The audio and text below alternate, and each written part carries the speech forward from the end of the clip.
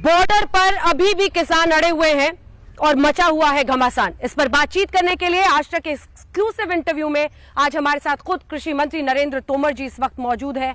कहते हैं कांटों की ताज पहनकर कुछ मंत्रालय मिलते हैं, लेकिन यहां पर तो इस तरह की ताज है जिसमें एक बहुत बड़ी चुनौती का इन्हें सामना करना है। नरेंद्र तोमर जी, बहुत बहुत स्वागत आपका आज तक पर। मेरा पहला सवाल वही जो शायद आज देश के हर व्यक्ति के मन में सवाल है, बॉर्डर पर किसान कब थमेगा घमासान? तोमर जी, कब खत्म होगा ये?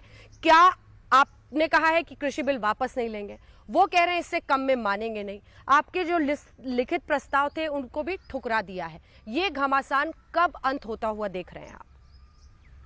अंजना जी, किसान आंदोलन हो रहा है, सभी लोगों की चिंता का विषय है और सरकार भी इस आंदोलन को गंभीरता से ले रही है और इसलिए सरकार ने अनेक चरणों में वार्ता की है, विषयवार वार्ता की है और इस बात की कोशिश की है कि वो समाधान हो जाए। जब समाधान पर किसान नहीं आ पाए तो सरकार ने खुद व खुद उनके तमाम सारे वक्तव्य को संजोकर और उसमें से जो निचोड़ उनकी परेशानी के रूप में दिखाई देता है, उसका समाधान कैसे होगा, इसका एक लिखित प्रस्ताव भी किसान यूनियन के पास भेजा है।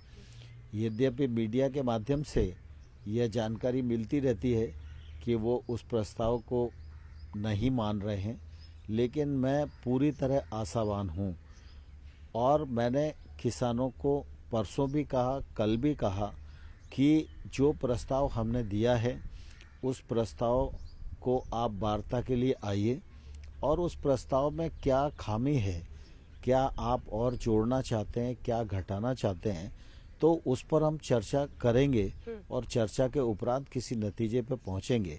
मैंने उनको यह भी कहा है कि ठंड का मौसम है, कोविड का संकट है, आंदोलन का रास्ता अख्तियार करना ऐसे समय पर उचित नहीं है। आंदोलन जब चलता है तो अनेक नागरिकों के मौलिक अधिकारों का भी हनन होता है, उसका भी ध्यान हम सब लोगों को रखना चाहिए। दिल्ली के नागरिक भी आंदोलन के कारण परेशान हो रहे हैं और इसलिए मुझे पूरी आशा है कि किसान वार्ता के लिए आएंगे और इन प्रस्ताव पर चर्चा करेंगे और आने वाले कल में ज़रूर हम लोग मिलकर बातचीत के माध्यम से समाधान तक पहुंचेंगे, ऐसी मुझे आशा है। 3 भय हैं उनके। पहला भय यही है एमएसपी को लेकर, न्यूनतम समर्थन मूल्य।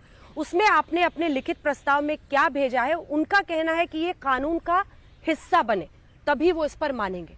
न्यूनतम समर्थन मूल्य सबसे बड़ी जो उनकी मांग है, इस पर आप ऐसा क्या कन्विंसिंग उन्हें कह सकते हैं कि वो आपकी बात माने? अंजना जी, एमएसपी का विषय निश्चित रूप से सभी के लिए और सभी किसानों के मन में रहता ही है और स्वाभाविक भी है। जब नए कानून आ रहे थे उस समय भी एमएसपी का विषय विद्यमान था और एक्ट को पारित कराते समय लोकसभा और राज्यसभा में फ्लोर पर मैंने देश के किसानों को आश्वस्त किया कि एमएसपी चल रही थी, एमएसपी चल रही है और एमएसपी आगे भी चलती रहेगी। प्रधानमंत्री नरेंद्र मोदी जी ने भी किसानों को आश्वस्त किया एमएसपी के बारे में किसी को शंका करने की आवश्यकता नहीं है। और दूसरा, मैं आपके माध्यम से किसानों को कहना चाहता हूं कि नरेंद्र मोदी जी की सरकार बनने के बाद ही एमएसपी को लागत पर 50% मुनाफा जोड़कर घोषित करने का निर्णय किया गया और आज एमएसपी के रेट जो है प्रतिवर्ष बढ़ रहे हैं, उसका फायदा देश भर के किसानों को मिल रहा है। नरेंद्र मोदी जी के समय एमएसपी की न सिर्फ दर बढ़ाई गई वरना खरीद का वॉल्यूम भी बढ़ाया गया। यूपीए सरकार के अगर 10 वर्ष के रिकॉर्ड को देखें और मोदी जी के 6 वर्ष के रिकॉर्ड को हम देखें तो खरीद दुगने से भी अधिक हुई है और लगातार सरकार की यह कोशिश है कि एमएसपी को और हम परिमार्जित करते रहें। पहले गेहूं और धान की ही खरीद एमएसपी पर होती थी, अब दलहन और तिलहन की खरीद भी एमएसपी पर की जा रही है, जिसका फायदा किसानों को मिल रहा है। तो कुल मिला के अगर एमएसपी के बारे में किसी प्रकार की शंका कुशंका या कोई भी उहापोह सरकार के मन में होती तो क्यों एमएसपी की दर बढ़ाने का काम मोदी जी करते, क्यों एमएसपी पर खरीद के वॉल्यूम को बढ़ाते, क्यों और फसलों को एमएसपी पर खरीदना स्वीकार करते।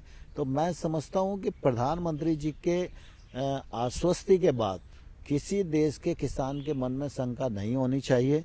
जब इस आंदोलन के दौरान भी किसान यूनियन से बातचीत हुई, तब भी हमने उनको कहा कि अगर आपको लगता है तो किसान यूनियन को भी, राज्य की सरकारों को भी भारत सरकार लिखकर दे सकती है कि एमएसपी जारी रहेगा।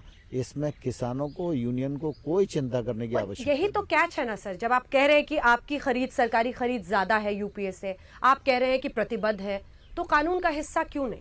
देखिए, हर चीज कानून से नहीं होती। देश में कुछ चीजें के लिए कानून बनाया जाना जरूरी है, कुछ चीजें कानून के अंतर्गत जो नियम होते हैं उनके माध्यम से चलती हैं, और कुछ चीजें प्रशासकीय निर्णय के कारण चलती हैं। ये एमएसपी का निर्णय भारत सरकार का प्रशासकीय निर्णय है और इसको अच्छे से लागू किया जा रहा है, इसका क्रियान्वयन हो रहा है और किसानों को इसका फायदा मिल रहा है। तो मैं समझता हूं कि कानून में डालना उसके लिए आवश्यक नहीं है। हर चीज के लिए कानून बने ये जरूरी नहीं है।